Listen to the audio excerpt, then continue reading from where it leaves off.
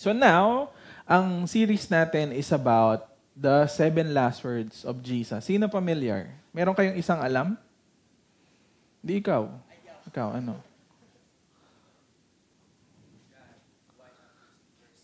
My God, why have you forsaken me? Anyone? Lagi niyo naririnig yun, di ba? Pagka mahal na araw. 7 last word. Lagi naririnig sa ano. So, ang pag-uusapan natin ngayon is the word of forgiveness and salvation. 7 last words of Jesus series. So, pag-usapan natin kung ano-ano ba yon. So, number 1, word of forgiveness and salvation. Number 2, sa week 2 natin, affection, anguish, suffering, victory, tsaka contentment. Ayun yung ibig sabihin ng mga salitang sinabi ni Jesus. Ayun yung pinaka-whole point. So, why is this topic important? So, just to go back, no? Alam nyo naman magmamahal na araw, di ba? Sino dito naiintindihan nyo yung ibig sabihin ng mahal na araw? Taas kamay. Holy Week. Di ba? Bawal kumain ng pork, bawal ang pork and beans, ang daming bawal maligo pag alas 3. Kasi daw, baka dugo yun lumabas doon sa ano. Bawal magkasugat, baka daw mahabol ka ng kabayo or something. Hindi ko alam kung alam niyo yun. Pero dati, nung bata ako, ganun nananakot Parang, bawal kang kasi, baka, hindi gagaling yung sugat mo kasi patayan Diyos. May mga ganyan na But, the first thing that we need to see here is yung 7 last word ni Jesus. Why is it important? It's because first, sinabi siya ng, sino nagsabi ng 7 last word? Si Jesus. And yung gravity ng mga salita ay nakabase kung sino yung nagsabi. Like for example, may sinabing 7 last word si Cristel. Are you interested? Kunwari, may sinabi akong 7. Will you be interested kapag sinabi ko sa inyo? We don't care. Sino ka ba? Diba? Kung sino yung nagsalita, ganun din yung magiging impact sa atin kung papakinggan ba natin o hindi. So first, the reason why it is important for us to understand this one is because ang nagsabi ng 7 words na yon ay Diyos. So ibig sabihin, kung meron siyang sasabihin, I want to know those words. Okay? Because siya yung Diyos ng buong universe. Number 2 is the numbers. Ano sabi? 7. Alam niyo ba ibig sabihin ng number 7 sa Bible? Anong ibig sabihin ng 7? 11. Hindi tindahan. Ganda ng joke ko, di ba? No. Pag nabasa niyo yung mga 7 or mga 7 symbols, 7 numbers, or yung mga 7 last words ni Jesus, ang ibig sabihin lang ng number 7 is completion. So, ibig sabihin, pag sinabing 7 last word, this is the completion of a promise. This is a completion ng mga hinula ng Old Testament na mangyayari na ngayon. Iko-complete na yung lahat ng hinula ng Old Testament. So, kaya niya sinabi yung 7 kasi this is a number of completion. Bakit? Yung iniintay na Messiah ay bumaba na. Okay? Number 3 is the order. So, sa 7 last words ni Jesus, ang unang salita niya is, Father, forgive them, for they do not know what they are doing. So, ibig sabihin, patawarin mo sila kasi hindi nila alam kung ano yung ginagawa nila. Ano yung huli niyang sinabi? That's the first one. Ano yung huli? Father, into your hands I commit my spirit. First, Father. Last is Father pa rin. So, makikita nyo, may order siya. Yung pagkakasunod-sunod pa rin niya is, Father nung una hanggang sa dulo, Father pa rin yung sinabi niya kay God the Father. Mamaya i-explain natin. And, lastly, is fulfillment. Ay nga yung sinasabi ko sa inyo, di ba? This is a fulfillment of a prophecy nung Old Testament. So, saan natin mababasa yon? Yan. So, week 1, word of forgiveness and salvation. Tayo, basahin natin. 1, 2, 3, go.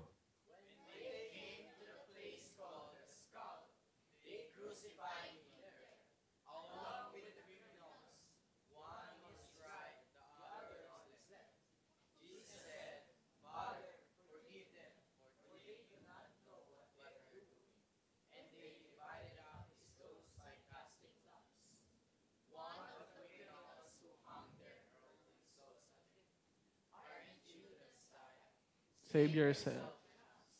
But other criminal rebuke him. Don't you fear God? He said. Since you are under the same sentence, we are punished justly, for we are getting what our deeds deserve. But this man has done nothing wrong. When you come into your kingdom, Jesus answered him, truly I tell you, today you will be with me in paradise. Sige, sige. 1, 2, 3. At na nangyayari kay Jesus is a fulfillment of the prophecy from the Old Testament. Example, Psalm 22, Isaiah 53. All of the things that will happen to him is already planned. Boom, baba. Okay, so sa Isaiah 53, tsaka Psalms 22, dun yung mga hinula ng mangyayari na gagawin ng Messiah para dun sa mga tao. Okay? So, those things are planned. Ibig sabihin, planado siya. Di ba pansinin mo? Pagka hindi planado, like kunwari, si Adel may gusto siyang gawin for Cristel. Pero, yung ginawa niya, yung out of the blue lang, hindi plinano, hindi pinag-isipan, hindi siya ganun ka-special. Right? Yung parang pinag-isipan mo ba yan? May ginawa ka ba dyan? Ano bang effort ang inano mo? But here, makikita natin na yung lahat na nangyari is planned. Ibig sabihin, this is special dahil planado to. Plinano. Hindi siya yung something na out of the blue nangyari. Hindi. No? So the reason why ine-explain natin that lahat na nangyari sa Bible is planned by God, it's because para makita nyo kung gaano ka-special. Sabi mo sa katabi mo, you are special. Yan. Special, hindi special child. Iba yun. So, before we go to our text, bago natin puntahan yung sinabi ni Jesus, punta muna tayo sa Luke 22. Ano yung mga mababasa natin? So, nag-start na inaresto si Jesus. And nung inaresto siya, ito yung mga nangyari along the way. Hindi sa in order, but ito yung mga nangyari sa kanya bago niya sabihin yung, Father, forgive them. So, number 1, Jesus was betrayed by Judas. So, alam niyo naman yan, di ba? Meron siyang 12 disciples. Si Jesus, meron 12 disciples. Tapos yung isang disciple doon, pangalan ay Judas. Pagka inaano ka ng nanay mo, Judas. But, yung isang disciple doon, ang pangalan niya ay si Judas. And si Judas, anong ginawa niya? Binetray niya. Paano binetray? Binenta for 30 shekels of silver. Can you imagine? Diba? So, Jesus gathering His disciple to prepare them for His death. Ito na rin yung mga panahon na si Jesus, sinasabihan niya na yung mga disipulo, mamamatay ako. Parang can you imagine? Ako yung leader na Youth Life, di ba? Mamamatay ako at muli ako mababuhay. Parang, kuya, ano yung sasabi mo? Diba? But dito, pine-prepare na ni Jesus yung mga disipulo niya kasi ano na mangyayari? Di ba pag nawala yung leader, ano nangyayari? Pulasan eh. Pine-prepare niya yung mga disciple na mamamatay ako. Pero pag namatay ako, mabubuhay ulit akong lahat. Mabubuhay ulit ako para sa inyo. So sinasabi niya na yun sa mga disciple niya. Number 3 is Jesus is in anguish and he sweat blood because of what is about to happen. Can you imagine ito? Kuwari ikaw, Cristel. Meron kang gustong tao. Tapos, alam mo na yung tao na yon, after a year, mag-cheat siya sa'yo at mambababae siya. Are you going to continue that relationship? Sasagutin mo ba siya? Hindi. Diba? Kasi alam mo na eh. Itong buwisit na to, pag sinagot ko to, alam ko na mag-cheat siya after 3 months. Sasagutin ko pa ba siya? Paano kung ganito? Lahat ng mga bagay na pwede mangyari sa'yo between that person, alam mo. Kunwari, 1 year from now, alam mo kung ano yung mangyayari sa inyong dalawa. Sa tingin mo, gagawin mo siyang kaibigan? Hindi. Kasi, alam mo na magiging mahirap yung buhay mo kasi pagkasama mo siya, itutuloy mo pa. Ang sakit sa mata. Sige, hindi. Huwag kayong mag-alala. Binibigyan ko pa rin ng context. But, can you imagine, alam mo yung mangyayari? Di ba pag alam mo yung mangyayari, parang, di na lang. Kasi alam mo eh. Si Jesus, alam niya. Right? Kung ano yung mangyayari. But, dito, makikita nyo, dahil alam niya yung mangyayari sa kanya, in the next coming days, alam niya nangyari, sobrang nasa anguish siya, and lumalabas na, hindi na pawis yung lumalabas sa kanya, dugo na. You will read that in the Bible. Na yung sweat niya, instead na water ang lumabas, blood. And, number 4, he was arrested. Ito yung sinasabi natin kanina. But, ito pa, yung isa sa mga disciple niya, dininay siya ilan? 3. Diba? Ito sabi ni Peter, Lord, hindi kita i-deny. Mamamatay ako para sa'yo. Ayun sabi ni Peter. Tapos sabi ni Jesus sa kanya, bukas, 3 beses mo akong i-deny, and after mo ako i-deny ng 3 times, saka tatahol yung manok. Tsaka titilaok yung manok. Alam niyo nangyari? Nakita si Peter sa crowd. Di ba kasama mo yun? Kasi inaresto na si Jesus, di ba? Di ba kasama ka doon? Sabi niya, hindi. Tapos, isa pa, di ba kasama ka doon? Hindi. Tapos, isa pa, babae na bata. Di ba kasama ka doon? Hindi. Tininay niya 3 beses. Alam niya nangyari? Tumilaok yung manok. Naaalala niya yung sinabi ni Jesus sa kanya na 3 beses mo akong i-deny. And then, kapag dininay mo ko ng 3 beses, doon titilaok yung manok. Tapos, disciples are already fleeing. Can you imagine? Si Jesus kasama nila for so long. And then, nung time na inaresto si Jesus, nagpulasan sila. Nagkanya-kanya na sila. Ayan. So, since the leader is gone, di ba? Nagpulasan na. The guards mocked Jesus, prophesy will hit you. Parang ganito yun, naglalakad. Tapos binatukan. Sino yun? Can you imagine? Alam mo yan, kunwari ikaw yung Diyos ng universe. Tapos, habang naglalakad sa crowd, dahil may dala-dala kang krus, di ba? Tapos may bumatok sa yung ganun, tapos sasabihin sa'yo, sino yun? Hulaan mo kung sino yun. Di ba? Pinagtitripan ka. Pero alam ni Jesus kung sino yun. Hindi niya lang sinasabi. Pero can you imagine ikaw yung Diyos ng buong universe, binatukan ka out of nowhere, tapos tinatanong kung sino yun? Hulaan mo? Sino yung bumatok sa'yo? Kung talagang Diyos ka, di ba? Alamin mo. Pero, and ito pa yung malupit. Di ba yung inaresto si Jesus? Hindi makita kung bakit, hindi makita ni Pilate kung ano yung kasalanan niya. Paulit-ulit, 2 beses niyang sinabi sa crowd, wala akong makitang kasalanan dito sa tao na to. Bakit gusto niyo siyang mamatay? Pero, nung time na sinabi ng mga tao na, crucify him. Lahat ng nasa crowd, sinabi, crucify him. Ang ginawa ni Pilato is, pinlis niya yung mga tao, pinatay niya si Jesus, dahil ayaw niyang masira yung pangalan niya. Can you imagine? In last is, everyone in the crowd wants Jesus to be crucified and not Barabbas. Si Barabbas is a murderer. Pero nung nasa crowd na, ayaw nilang i-release si Jesus, ang gusto nilang i-release si Barabbas. Si Barabbas nga yung may kasalanan eh. Si Barabbas nga yung murderer eh. Pero, ang gusto ng crowd, i-release si Barabbas, si Jesus ang i-crucify. Napaka-logical, di ba?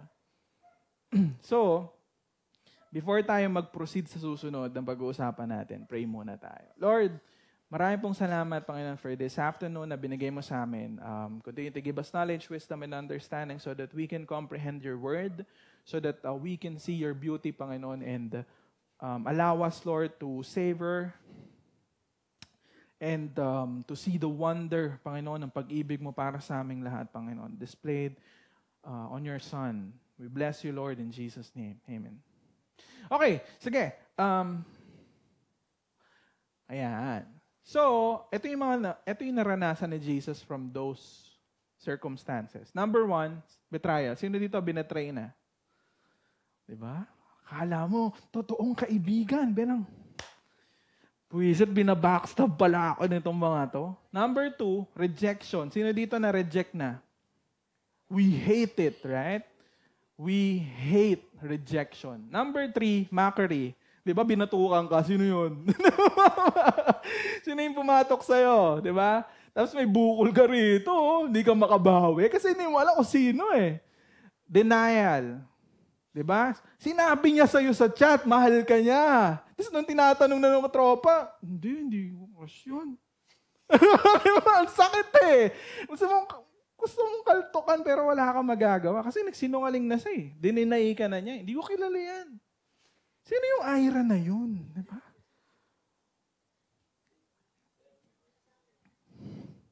Diba? Death. Ayan. Ayan yung ultimately, ang pinakakinakatakutan nating lahat is kamatayan. Sino dito gustong, joke. Gustong ma-reject? Ito lang mga. Okay. All we want to avoid, and those moments we always question kung meron ba talagang Diyos. Alam nyo, yung mga circumstances na yan, betrayal, rejection, mockery, denial, death, ayun yung mga bagay na nagbibigay sa atin ng thinking, meron ba talagang Diyos? Kasi kung nangyayari ang mga bagay na yan dito sa mundo na to, maybe walang Diyos. Kasi wala siyang pake. Bakit niya hinahayaan na i-betray ako ng mga kaibigan ko? Bakit niya hinahayaan na i-reject ako? Bakit niya hinahayaan na mabully ako or pagtripan ako ng mga tropa ko? Bakit niya hinahayaan na i-deny ako ng mga taong kilala ko? And because of those experiences, anong nangyayari? We question, is there really a God? And if meron nagki-care ba siya, 'di ba? But in this story, Jesus experienced all of those things para makita natin that whatever we experience in this world, He cares. Whatever we experience in this world, He knows, He understands, and He cares. 'Di ba minsan we go back to God and tell Him, Lord, do you understand this situation na meron ako? Lord, nararamdaman mo ba kung ano yung nararamdaman ko? Lord, alam mo ba kung ano yung nangyayari sa akin? Lord, do you really care about me? Lord, mahal mo ba talaga ako? And these stories na kaninang binasa natin is just one answer sa tanong natin kung nagkikare ba siya o hindi. If He understands us or not. If He knows us or not. And the answer is, yes. Bakit? Yung bagay na nararanasan nyo every single day is the same thing na naranasan niya nung nabuhay siya dito sa mundo na to. So, this is not a faraway God. Hindi to si Buddha. Hindi to yung mga teacher.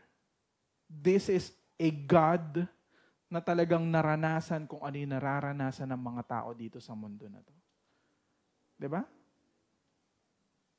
Diba kaya nga minsan, yung mga nagsasalita, yung may nagsalita sa harap, ini-encourage mo ko? Na-experience mo na ba kung ano yung na-experience ko? Diba hindi tayo naniniwala sa kanya? Kunwari, ako, am I credible enough to tell you these things kung hindi ko nararanasan kung ano yung mga naranasan nyo? Since I was able to experience kung ano yung na-experience nyo, I can sympathize with you. Naiintindihan ko kung saan kayo nanggagaling. And sometimes, di ba, we hate those people who doesn't understand us.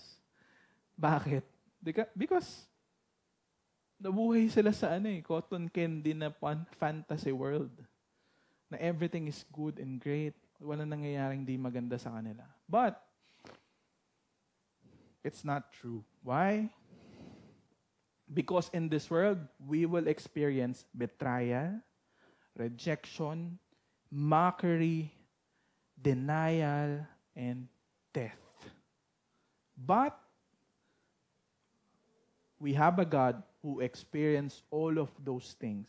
Kaya pag nangyari sa atin yung mga bagay na yun, He can understand.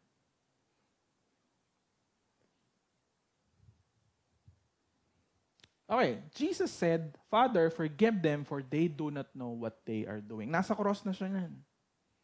Tapos, habang minamak siya ng mga tao, dinuduraan, wala siyang magawa. Hindi niya pwedeng iganon yung finger niya para patayin lahat. Kasi na siya eh. But anyway, for they do not know what they are doing. So, isa-isayin lang natin yan, guys. Number 1, di ba naranasan niya yung rejection, betrayal, tapos yung pagtalikod ng mga disciple niya, yung mga kaibigan niya. Eto tanong ko sa inyo, when those things happen to you,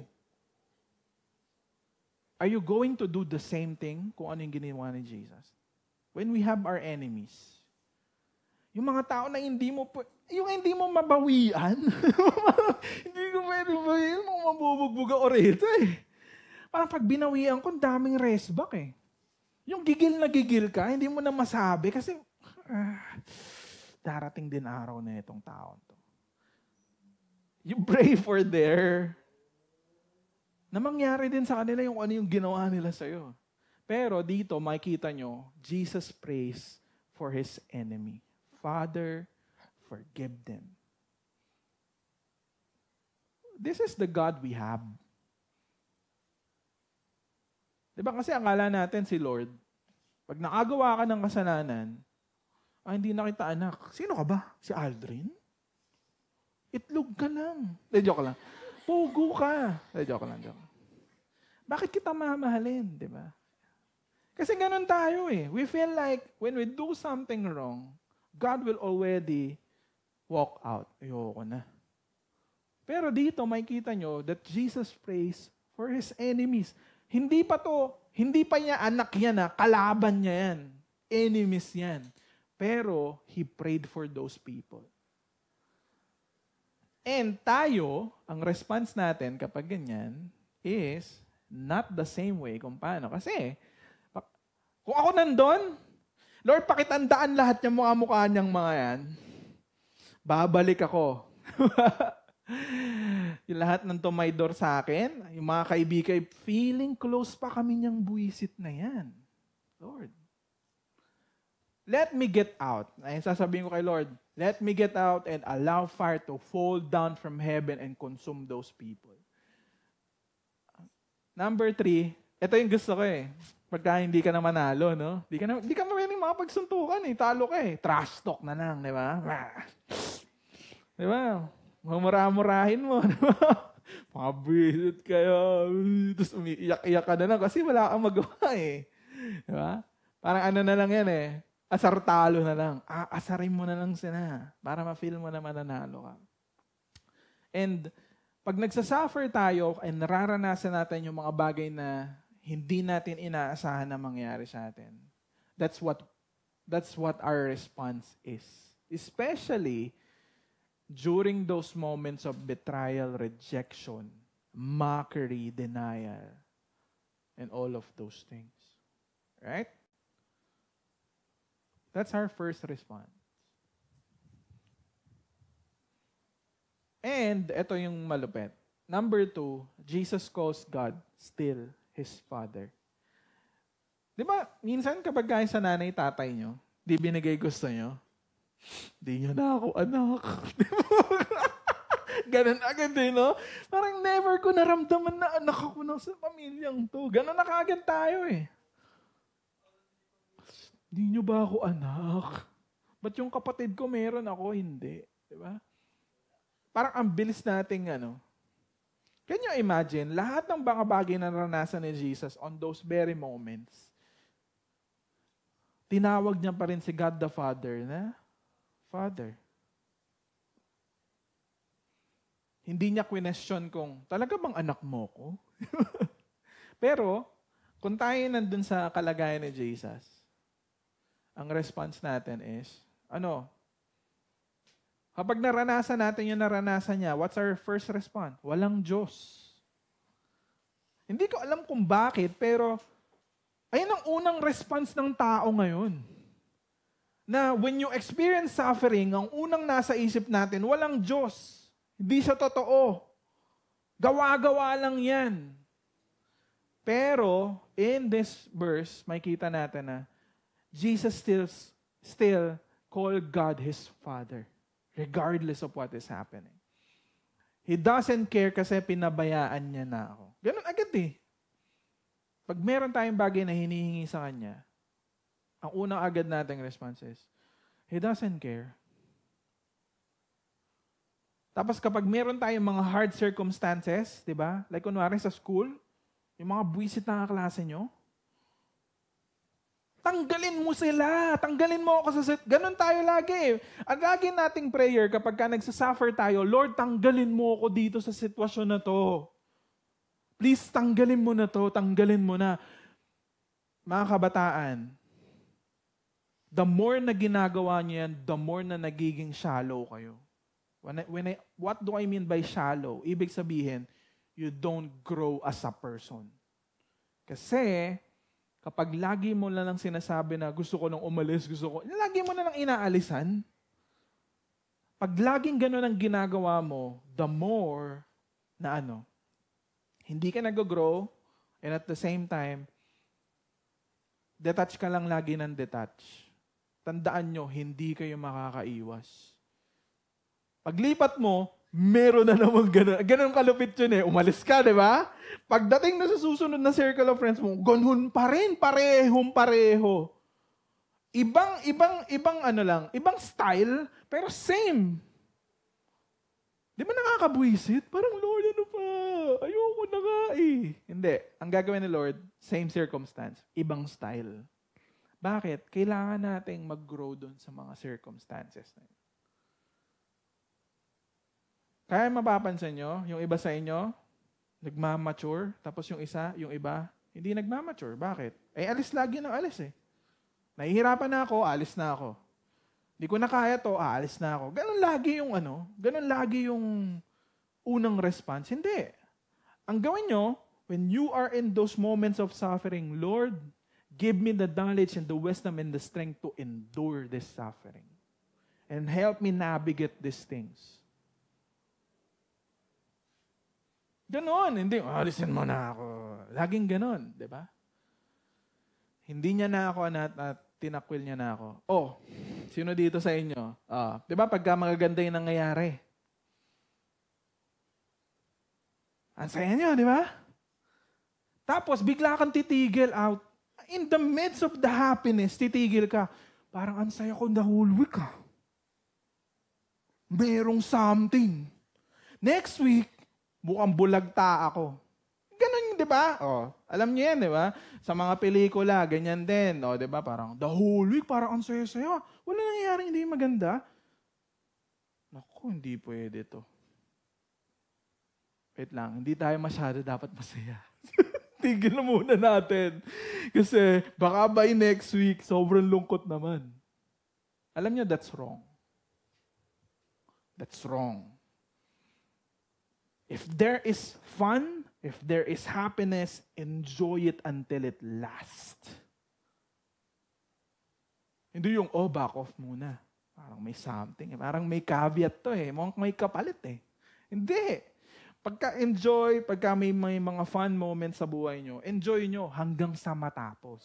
And then, kapag natapos na, saka nyo ngayon i-endure yung mga susunod. It's not because God is punishing you. But, ayun yung normal order ng mundo eh. Na meron talaga mga moments na masaya ka at meron talaga mga moments na malungkot ka at kailangan mong i-endure yun. Kailangan mo talagang pagtiyagaan. Tandaan nyo, hindi tayo nabubuhay sa fantasy world. We live in a broken world. At yung mga bagay na hindi magaganda will really happen. At hindi ka makakaiwas. But, there is a God who is there with you along the way. Di ba kasi yun lang naman yung tanong natin when we suffer, do I have someone besides me para lakaran tong mahihirap na portion ng buhay ko? And the answer is, yes, there is, at hindi ka niya iiwan. Jesus' heart is revealed. Doon sa kaninang sinabi, Father, forgive them. Ito di ba naanood kayo ng movie? Yung mga malapit na mamatay. Malalaman mo kung ano yung nasa laman laman ng puso niya, kung ano yung lalabas sa bibig niya. Galit, pagmamahal, or something. Kapag doon na, kung kailan mamamatay na isang tao, doon lumalabas yung tunay na laman ng puso niya. Tama, mali? Tama, di ba? That's where you know kung ano ba yung tunay na laman ng puso niya. But eto lang yon. Kapag nandun ka na sa mga moments na alam mong matetegibom ka na, it will reveal kung ano talaga yung laman ng puso mo. And dito, alam ni Jesus, eto na yon, mamamatay na siya. Pero ang unang lumabas sa bibig niya, hindi galit. Hindi niya sinabi na puksain lahat tong mga buwisit na to. Ang unang lumabas sa bibig niya is, Father, forgive them. Ang lumalabas sa kanya, forgiveness. Bakit? Yung dugo niya yung naging kapatawaran ng kasalanan nating lahat. Tumatagas yung dugo. Bakit? Yung dugo na yon symbolizes the continuous forgiveness. It's about forgiveness of God. Nire-reveal nung text kanina na binasa natin that yung heart ni Jesus para sa makasalanang sanlibutan, para sa makasalanang katulad nating lahat, is forgiveness. Kasi sometimes when you hear about God, ang unang bang pumapasok sa isip mo, forgiveness? Hindi. Ang unang pumapasok sa isip mo ay galit, disappointed. Diba, ganun tayo. Disappointed si Lord sa akin ngayong week na to. Ang dami kong ginawang kabalbalan Pero, when you see kung ano yung nangyari sa cross, ang dami nangyari sa kanya. Pero alam niyo kung ano nasa isip niya? Ikaw pa rin. Sabi mo sa katabi mo, ikaw pa rin.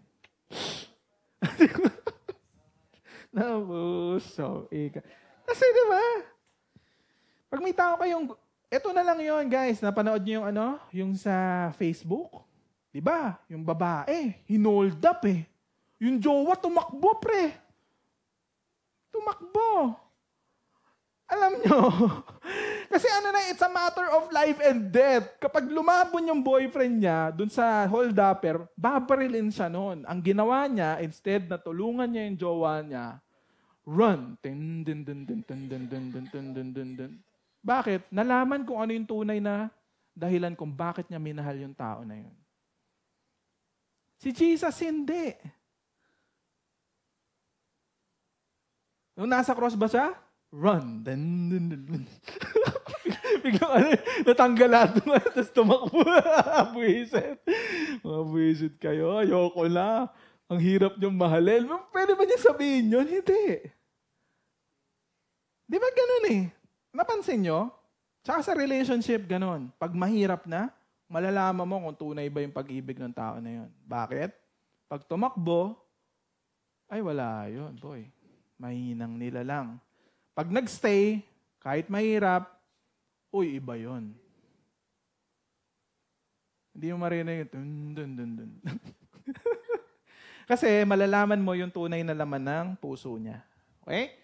Tayo, pag nandun na tayo sa life and death situation, na gusto nating iligtas yung sarili natin, una, anger. Kung ikaw yung nandun, sa cross, ay, mga buwisit kayong lahat, Hindi ko kayo papatawarin hanggang sa mamatay kayong lahat. Envy. Wrath. Revenge. Yung isa sa pinaka-highlight niyan, revenge. Di ba? Kapag meron nangyari sa ating hindi maganda, gusto natin palaging balikan Babalikan kita. Naalala ko yung Sa ugong.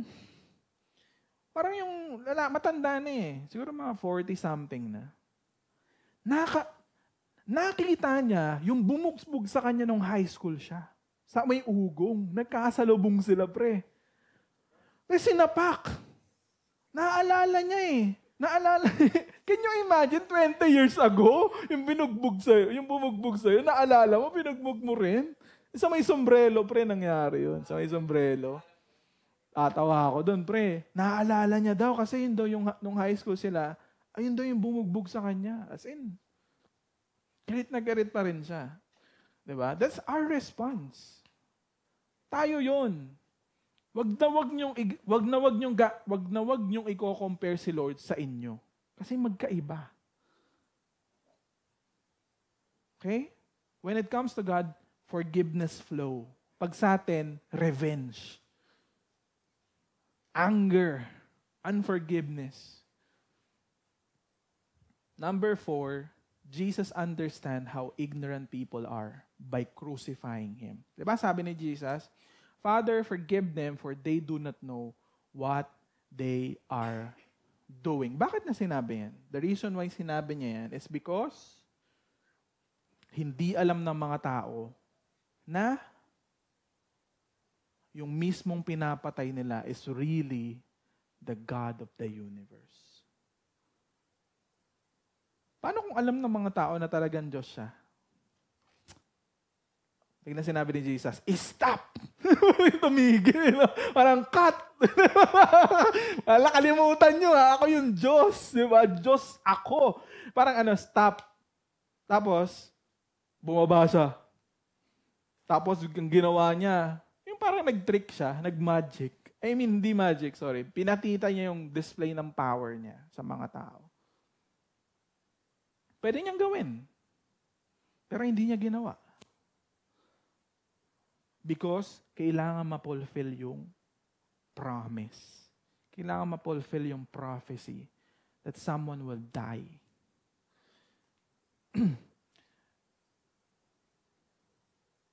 Kayo ba? Kuwari may nagmamaltrato sa inyo. Binubuli kayo. May ginawang mali, betrayal, mockery.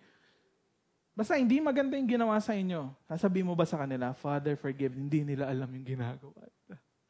Hindi. Alam nila yung ginagawa nila. Intentional yun eh. Pero si Jesus, although alam niya yung lahat ng laman ng puso ng mga tao, pero ang sinabi niya pa rin, they don't understand what they are doing. Pero sa atin, kapag merong gumawang masama sa atin, anong gagawin natin? Alam na alam niya yun. Intentional. Kasi, di ba, i-explain mo pa yan, para kang detective kasi ganito yung nangyari dyan. Tapos, ito yung ginawa niya. Kaya niya ginawa yun kasi ito yun. Intentional. Kahit hindi naman talaga. Pero gumagawa ka ng story na magko-confirm or magja-justify dun sa gusto mong mangyari. Tama, mali. We don't say, kapag may sumapak ba sa'yo, sabihin mo, uy, ignorante, hindi niya alam ginagawa niya. Totoo?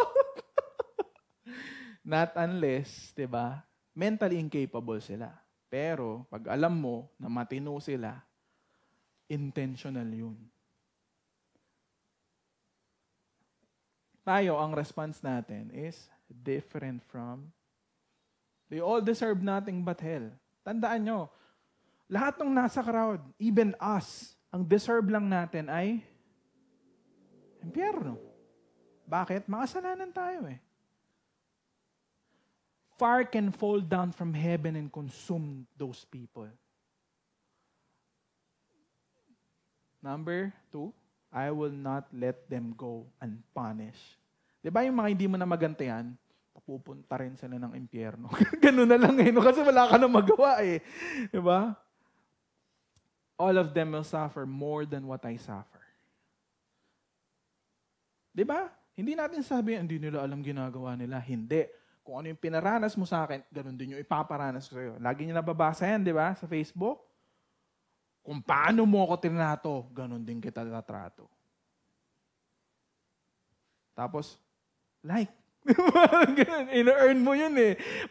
Parang ina-earn mo yun eh. Yung respect, ina-earn, respeto. Can you imagine kay Lord? Kung paano nyo ako trinato, ganun ko rin kayo wala na tayo, tegi boom na. Paano ko sinabi ni Lord John? Ganito nyo ako tinato Ganyan ko rin kayo tatatuin. Pero hindi niya ginawa yun. Sabi ng mga yung mga Filipino movies, lintik lang, walang ganti. Oh boy, sinapak mo ako. Naku, magkikita tayo sa isang iskinita na tayong dalawa lang at babawi. Diba? Ginasar mo ako sa harapan ng mga tropa ko. Intayin mo, maghahanap ako ng asar sa'yo. Na kapag sinabi ko yun, masisira yung buong buhay mo.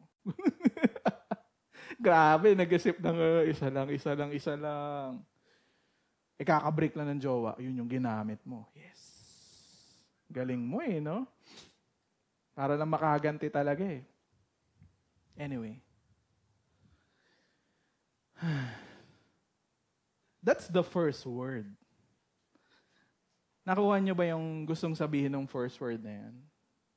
It's about forgiveness ng Diyos sa atin lahat. Mamaya i-summarize natin. One of the criminals, ito na yung pangalawang word ni Jesus. One of the criminals heard, tayo kayo. Inaantok na kayo 1, 2, 3, go. One of the criminals who hung there hurled insult at him.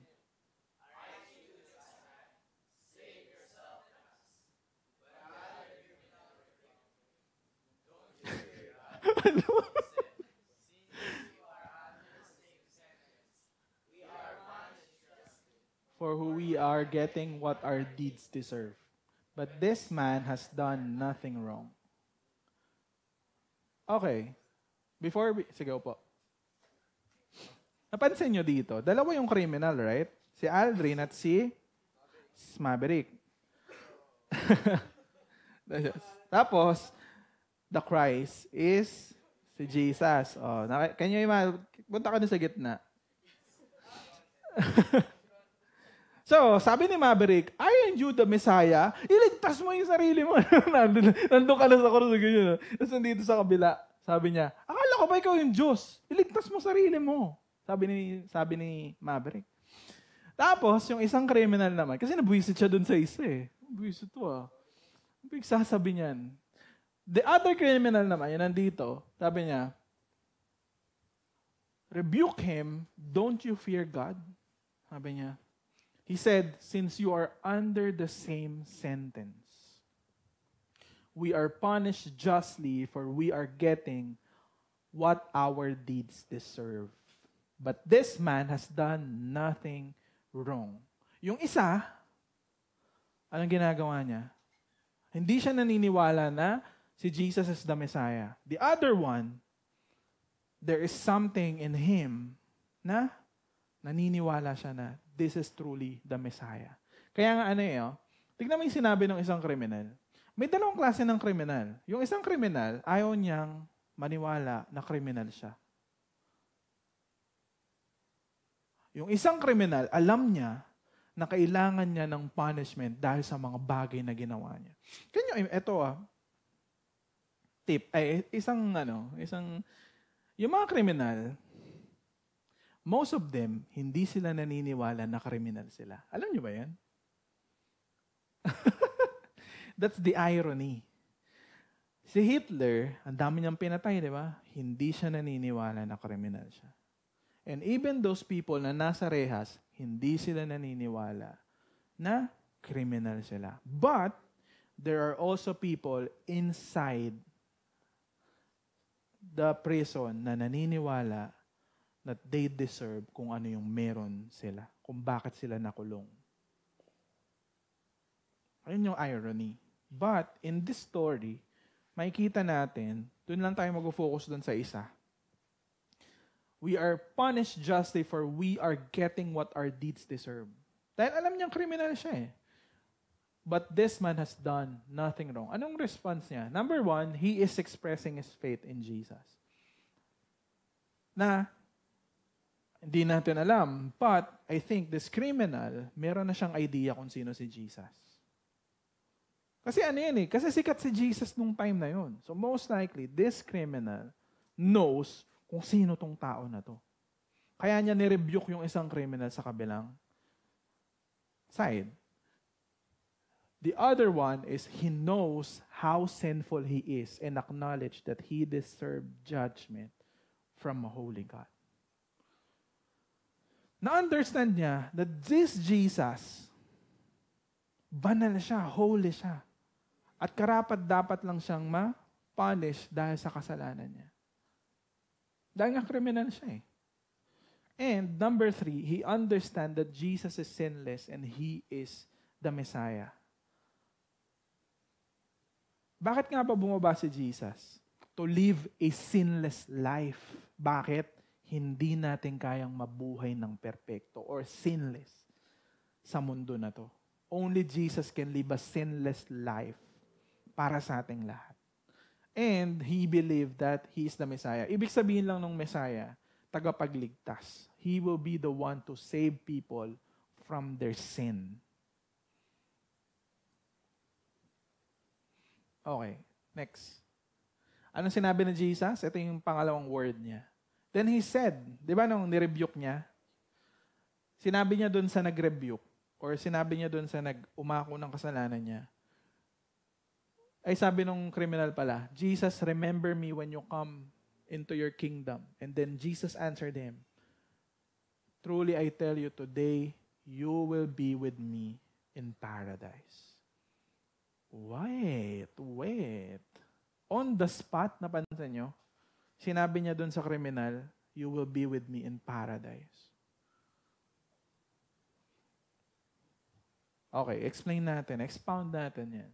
Ano nangyari? Lie number 1. Ito yung lie ng mundo.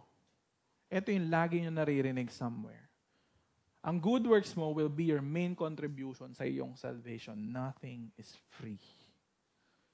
Can you imagine nung sinabi ng kriminal, Lord, alalahanin mo ako sa kingdom mo ah. Sabi ni Jesus sa kanya, wait lang, hindi pwede kriminal. Di ba pwedeng ganon? Wait lang, bawal ang kriminal. Kasi ganon eh, di ba? Ang thinking ng mundo, kapag kriminal ka, impyerno ka. Kapag hindi ka kriminal, langit ka. And dun sa story na yon, makikita mo na, it's a lie. Why? Because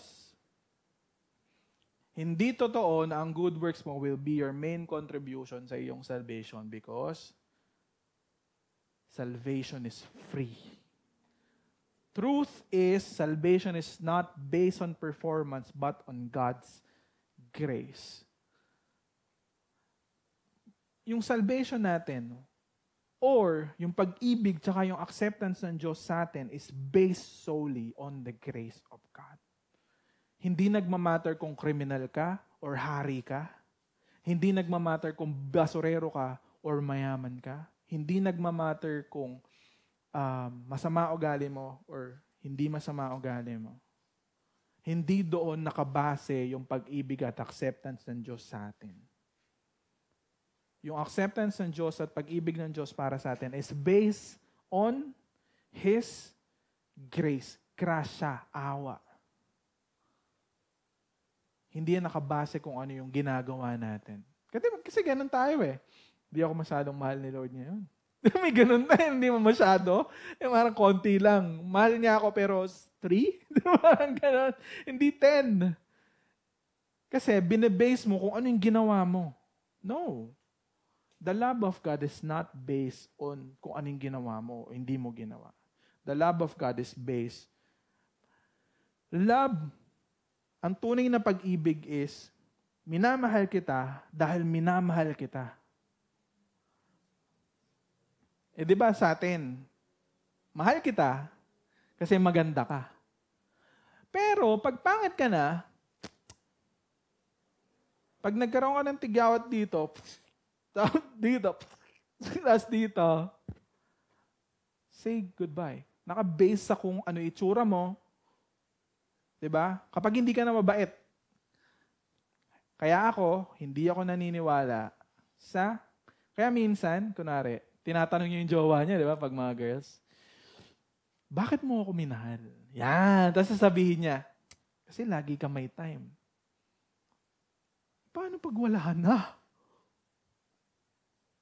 Pero pag sinagot kayo, ito yung ayaw niyong sagot. Mahal kita kasi mahal kita. Kasi ikaw yan. We don't like that. Why? Because we want to hear, kasi ang ganda mo. Pero tandaan nyo, hindi yun tatagal.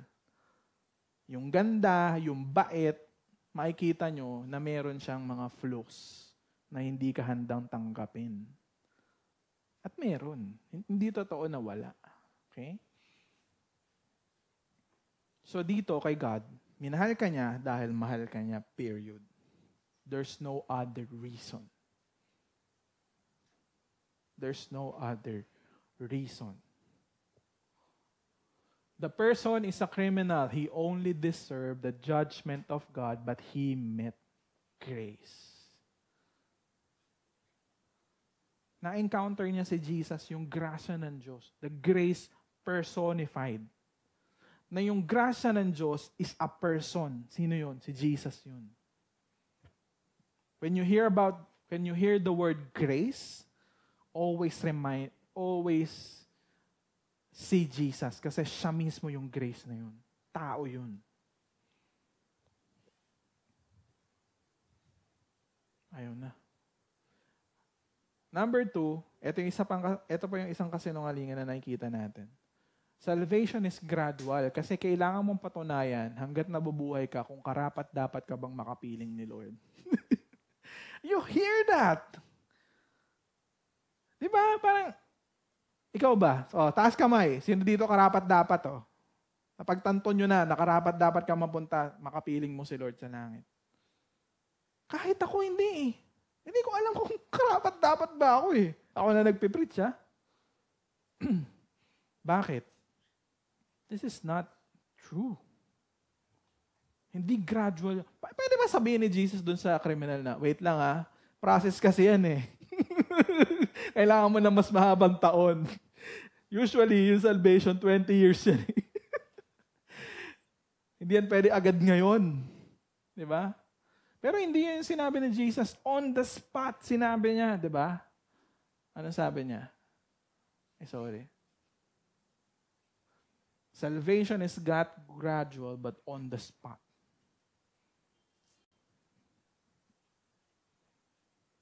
Ibig sabihin, when you come to God, forgiveness will be,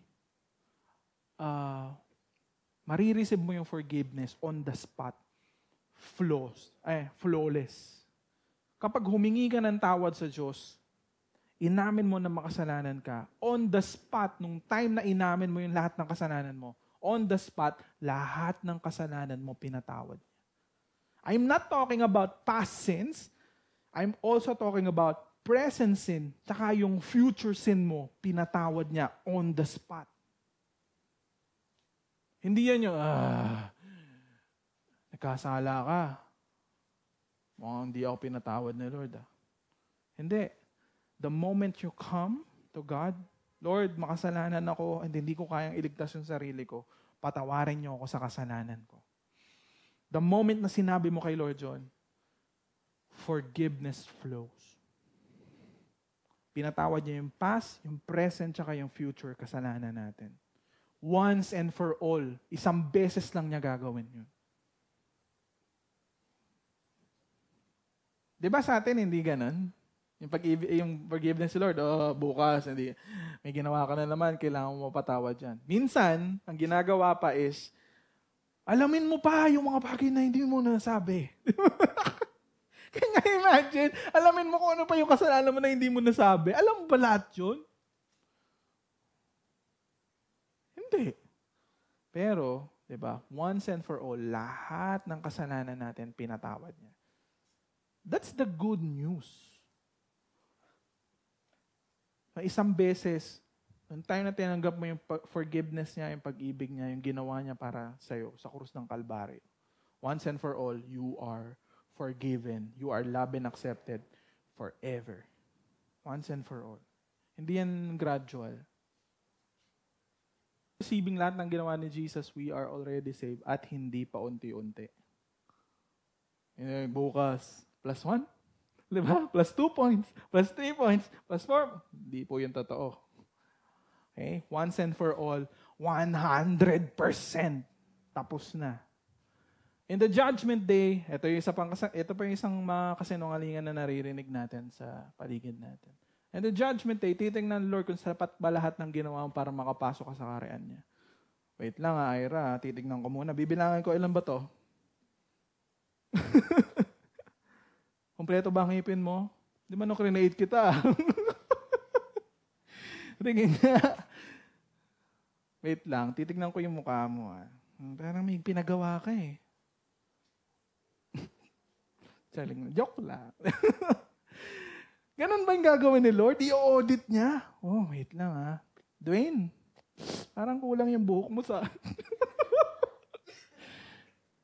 Hindi barber's cut nung lumabas ka, di ba? Balik natin sa crew cut niya. Ganun ba? Titignan si AJ. No? Kulang pa yung ginawa mo ng 2. 2 na lang, hindi ka pa nakapasok. Grabe naman yun. Ganun ba yun pagdating ng Judgment Day? Si Aldrin itlog, di ba? Hindi ka pwede. 0. Di ba? Itlog di ba? Ganun ba yun? Lie yan. It's a lie. It's a lie from the pit of hell. Don't ever believe that. Salvation is secured by God's promise. Ano sabi niya? Today, you will be with me in paradise.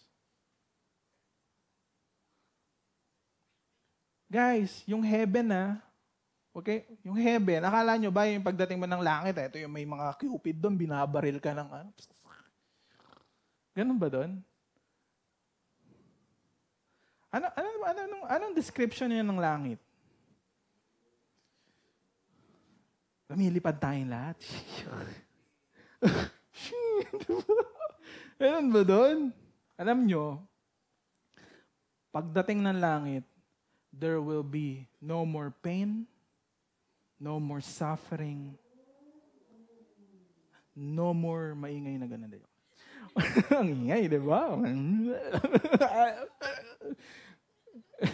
Nalunok pa yung Anyway, pagdating ng langit, lahat ng kabaliktaran ng mundo na to, wala doon. Ayun yung isang lugar na kung saan yung puso natin ay nilolong. Diba? We want to be happy. We want to get the things that we want to get. Pero, at the end of the day, hindi ka pa rin masaya. Bakit?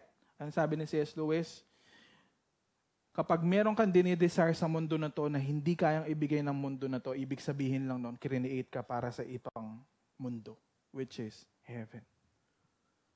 Heaven is a place where there's no suffering, no more pain, and He will wipe away every tears from your eyes. There will be no suffering anymore. There will be no betrayal. Wala nang injustice doon. Lahat ng pangit sa mundo na to, wala doon. That's what heaven is about. And that's what our hearts are longing for. Kaya ka niligtas ni Jesus para mapunta ka doon sa lugar na yun, wherein hindi mo ma-experience yung mga bagay na na-experience mo dito sa mundo na to. Our salvation is based on a promise that God will save us by His grace and not our works. Ano sabi ng Bible? Ephesians 2:8, for by grace you have been saved through faith. It is not your own doing, it is the gift of God. Regalo ng Diyos yun. It's a promise that anyone who believes in the finished work of Christ, yung ginawa ni Jesus, will be saved. Pagdating ng Judgment Day, Lord, papasukin mo ako dahil tinanggap ko yung regalo ni Jesus ng forgiveness and He became my righteousness. Tanggapin mo ako for Christ's sake. Dahil siya yung mismo nagbayad ng lahat ng bagay na hindi ko kayang bayaran for myself. Dahil makasalanan nga tayo.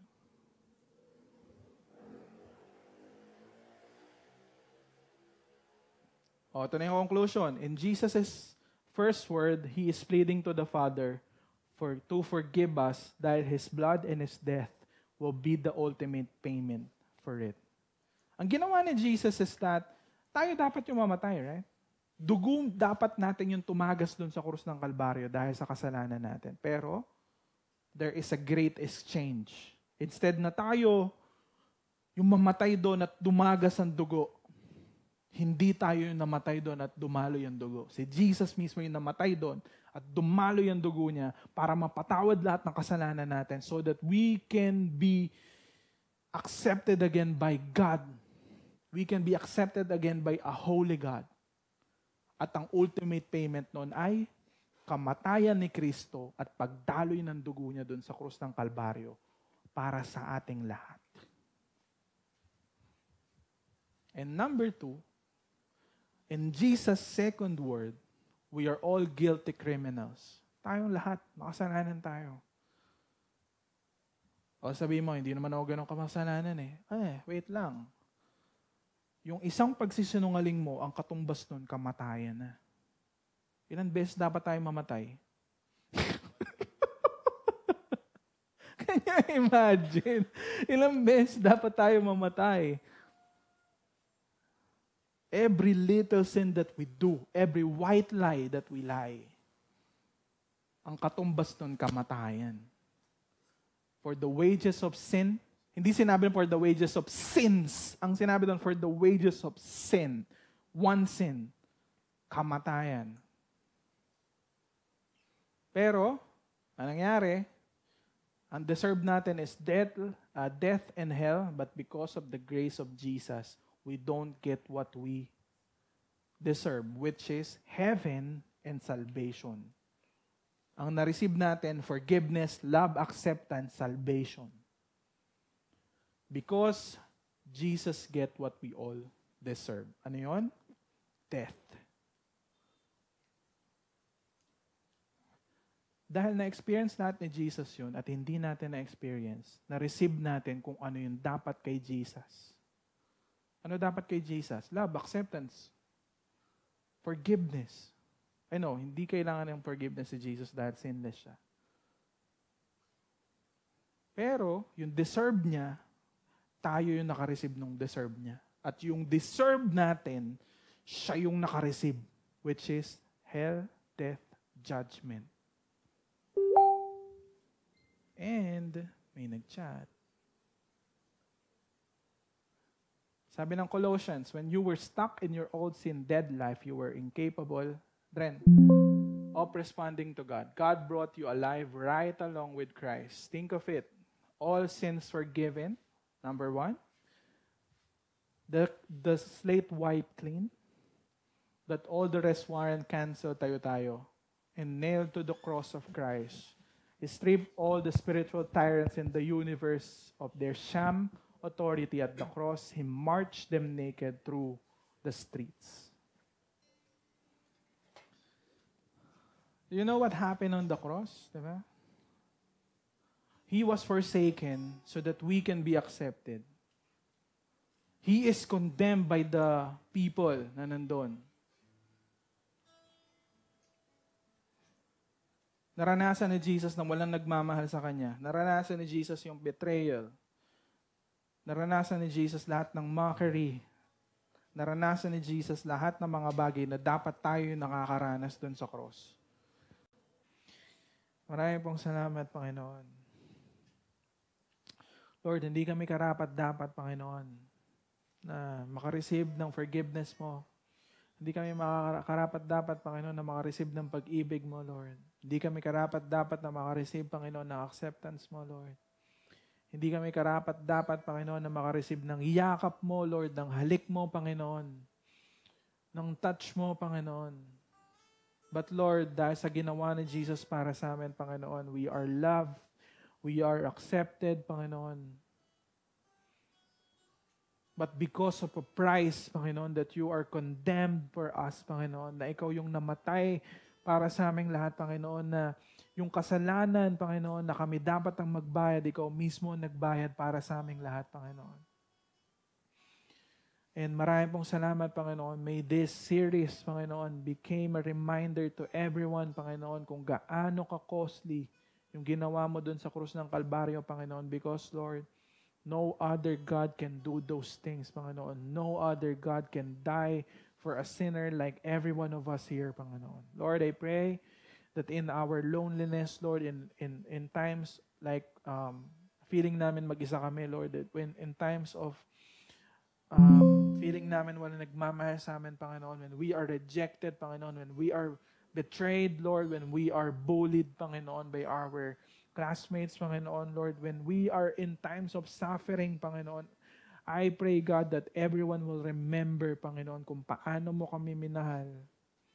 That the things that we are suffering, that the things that we are experiencing, Panginoon, is the same things that you experience, Panginoon, on our place at dahil sa mga kasalanan namin yun, Panginoon. And pray, God, na patuloy mo, Panginoon, na gawing solid, Panginoon, yung understanding namin ng pag-ibig mo, yung acceptance mo, Panginoon. At kung paano mo kami lahat pinatawad sa kasalanan namin, Lord, even though hindi namin deserve any of those things, Panginoon. Marami pong salamat, Lord, for the security, Panginoon, that in the end of our lives, Panginoon, you still love us, you still accept us, Panginoon, and you are still there as our Father because nabuhay at namatay si Jesus para sa aming lahat, Lord. We bless you, we honor you in Jesus' name. Amen.